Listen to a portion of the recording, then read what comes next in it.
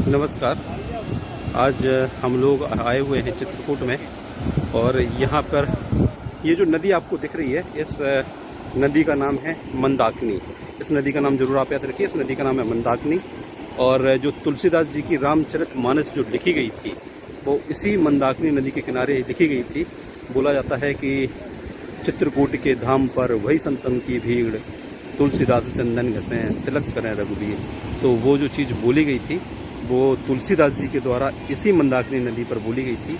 और ये मंदाकिनी नदी चित्रकूट से इलाहाबाद होते हुए गंगा नदी में मिल जाती है। तो ये काफ़ी बड़ी नदी है, आप देख रहे हैं, काफ़ी अच्छा पानी रहता है। और इसका जो उद्गम स्थल है वो यही जो अनसुईया माता का मंदिर आपको सामने दिख रहा होगा, ये विंध्याचल पर्वत है। इसी से इस नदी का उद्गम स्थल हुआ है। तो ये जो हम आज जहाँ पे हैं ये माता अनसुईया का मंदिर है और ये मंदाकिनी नदी का उद्गम स्थल है। तो हम इस चीज़ को दिखा रहे हैं और इसको थोड़ा सा आगे की ओर हम चल के अब पूरा विस्तार से जानेंगे। ये ऊपर जो पर्वत है ये विंध्याचल पर्वत है और इसके अगर ऊपर की ओर चलें तो एक छोटा सा आपको मंदिर मिलेगा।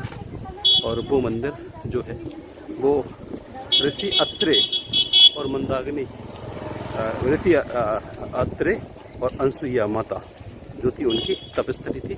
और ये आप देखिए विंध्याचल पर्वत। विंध्याचल पर्वत की एक विशेषता है, अगर हिमालय को आप देखें तो उसमें मिट्टी ज़्यादा है और अगर इसको अगर आप देखें विंध्याचल पर्वत को तो उसमें पत्थर ज़्यादा है। तो ये देखिए पूरा का पूरा विंध्याचल पर्वत और इसी विंध्याचल पर्वत से मंदाकिनी नदी निकली हुई है।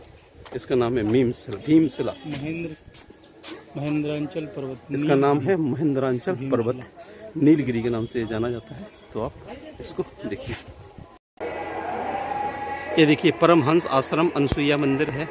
माता अनसुईया जी के बारे में कहानी ऐसी है, ये जो सती अनसुईया थी ये ऋषि अत्रे की पत्नी थी।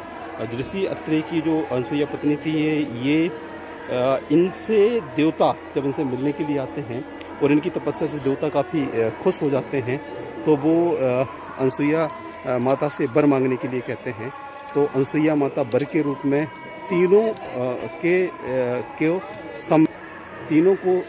तीनों देवताओं को सम्मिलित करके एक पुत्र की कामना करती हैं कि जो तीनों देवता हैं उनका रूप किसी एक व्यक्ति में मिले। तो इसकी वो कामना करती हैं। क्योंकि देवता उनसे काफ़ी प्रसन्न थे, उनकी तपस्या से प्रसन्न थे, इसलिए एक दत्तात्रेय नाम भगवान दत्तात्रेय का जन्म इनके यहाँ होता है। तो बोला जाता है नाम भी उनके पुत्री थी।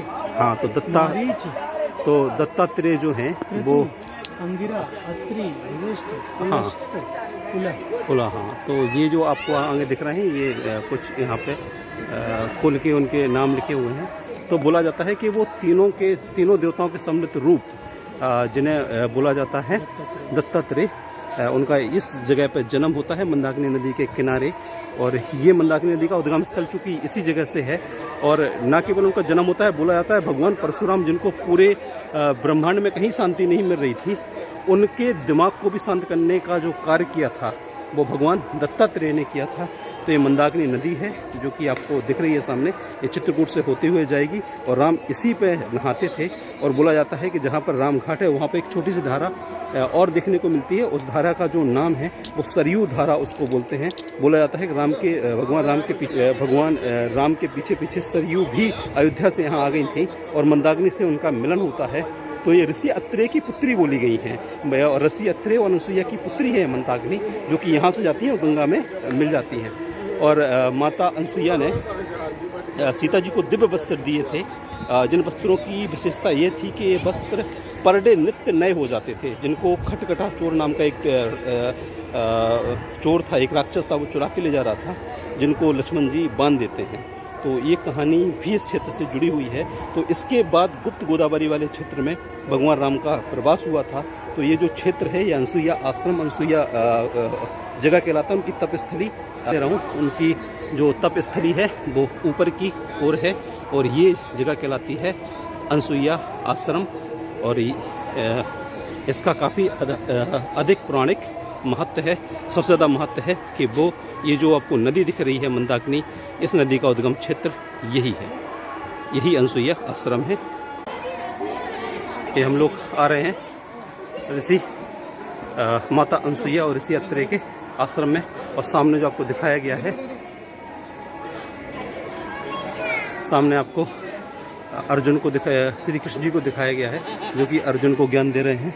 और यहाँ पर भी सेम मूर्ति यहाँ पे दिखाई गई है। विंध्याचल पर्वत है, बहुत ही सुंदर ये है। तो ये आप देख लीजिए।